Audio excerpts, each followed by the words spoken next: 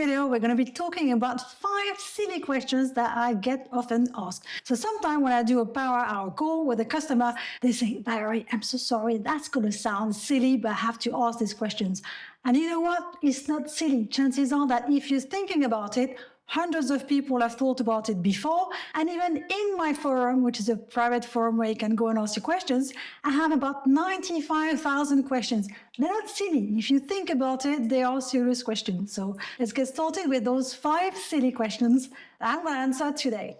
For those who don't know me, I'm Valerie Aston and I help expatriates create and manage their first business in France. You can think about me as your French business bestie. The first question I get asked since this year is, do French people hate Americans? And the first time I was asked about this, I thought, that's a strange question. And people are worried that as you move to France, French people are going to feel bad about you, maybe because of your president. And the reality is that nobody cares. You decided to move to France. As long as you make some effort to integrate, nobody cares about the politics in your country or your president. They just look at you as someone wanting to move to France. The other thing I would say is make sure you integrate, go and introduce yourself to the mayor.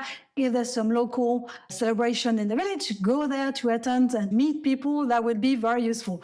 This year I had a customer who had a great project and he said to me, Valerie, I have to pick up my mega big pickup truck. And I said, you sure you want to bring this in? Because French people aren't really into big cars. He came over with his wife on a scouting trip. And by the end of it, he came back to me and said, Valerie, those roads are too tiny. There's no way I'm going to drive my huge pickup truck in Dordogne. I will end up in the ditch. So anyway, all this to say, French people don't care about what happens in your own country. As long as you make the effort to settle down, they're fine with Americans moving to France. The second question I get asked is, are there only Americans moving to France? Because that's all we hear about, all the YouTube videos about Americans moving and retiring to France. And no, there are also many nationalities. Let me just share a few nationalities I've been working with this year or last year, so you can see people come from everywhere. So just to mention a few, British people, Canadians, Mexicans, Russian, South African, Kenyan. So you see, people are coming from everywhere, Australia as well. And you might say, well, what about Europeans? Yes, Europeans are still coming over to France, and they're the lucky ones because they don't need any business visa because they are part of Europe. They can just cross the border. And I'm still working with many people from Italy, Portugal, Spain, Ireland, Sweden, all coming over to France. The only thing I would say, if you've already moved from your own country to a European country, for instance, I've had a few people this year who moved to Portugal and to Holland. If you now want to come and move to France as a freelancer, make sure you apply for the business visa from this country. So for instance, I had a customer from Russia who had been living and freelancing in Portugal for more than 3 years. So we are applying for the visa talent from Portugal for him to come to France. I have some American customers who moved to Holland. They don't like it so much. They want to come to France with a big property project. And we're going to be applying from Holland. So it'll be the embassy in Benelux to come to France. So all nationalities are still coming to France. Now, the next silly question, which isn't so silly at all, is I haven't freelanced before. Do I have any chance of getting a business visa to come to France? Yes, this still works. You might have worked in a specific field for 10 years, 5 years. You have a strong network, and within either your former employer or network might be happier to actually hire services. If you're going freelancing in this field, this is a perfect project for a business visa. So for instance, this year I have got people who were actually working as contractors W-2 in the US as a UX designer, a communication expert, a software developer, a lot of tech companies, and they're coming over to France as a freelancer applying for a visa profession libérale and a visa talent.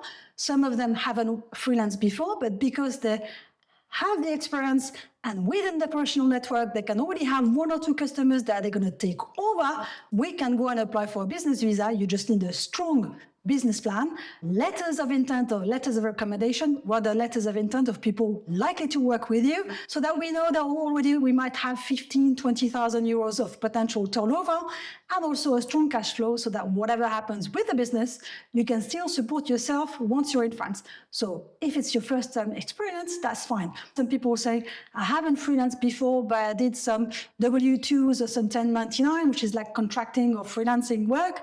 This is freelancer. That would be the equivalent of being self-employed, for instance, as a micro-entrepreneur in France. So that's a very good start to work on the business visa. The fourth silly question I hear every week is, can I still have a business visa if I don't have a French customer? It's probably me thinking, well, yeah, sure, that's a silly question. But in practice, it isn't, because when you apply for a business visa, the embassy puts the emphasis on you coming over to France, bringing something to France and integrating. So it's very important that in your business visa application, you show the effort, the strategy that you have in order to find some customers in France. So the best situation is to say, I'm coming over to France with some existing customers or contract, because that shows that from day one or month one, you'll have some turnover coming in, you'll have some sales coming in, but then to also say, here's what I'm going to do to actually find some customers in France. Here's my strategy. It's quite likely that it won't actually be French customers. It's probably going to be international companies based in France or in the European countries nearby, but put the emphasis on what you're going to do to actually find those.